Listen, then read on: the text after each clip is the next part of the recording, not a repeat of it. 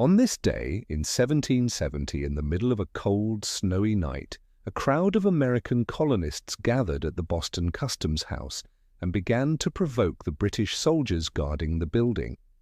The protesters, who called themselves Patriots, as opposed to Loyalists, were protesting the British occupation of the city. In 1768, British troops were sent to Boston to enforce unpopular taxation measures that the British Parliament had passed without the Americans' consent.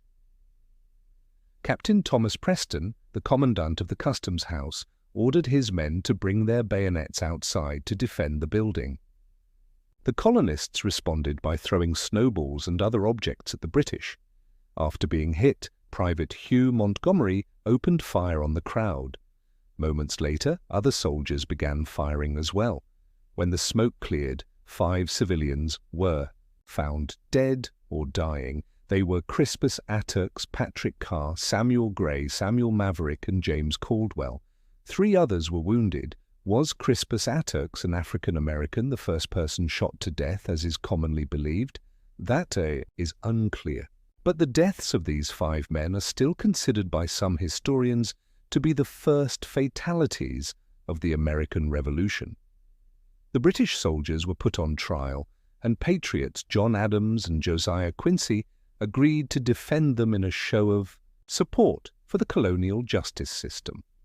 When the trial concluded in December 1770, 2 British soldiers were convicted of manslaughter and branded with an M on their thumbs as punishment for murder. In April 1775, the American Revolution began when British troops in Boston clashed with American militia at the battles of Lexington and Concord. British troops were ordered to arrest Patriot leaders Samuel Adams and John Hancock at Lexington and to seize the arsenal at Concord. Both missions failed because Paul Revere and William Dawes learned of the British plans. They warned Adams and Hancock and quickly rallied American militia.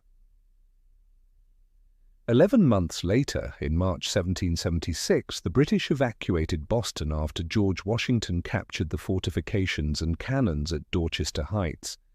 This bloodless liberation ended the 8-year British occupation of Boston. For this victory, General Washington, commander of the colonial army, was awarded the first Continental Congressional Medal. The American Revolution lasted another 5 years before ending when General Charles Cornwallis surrendered to Washington at Yorktown, Virginia.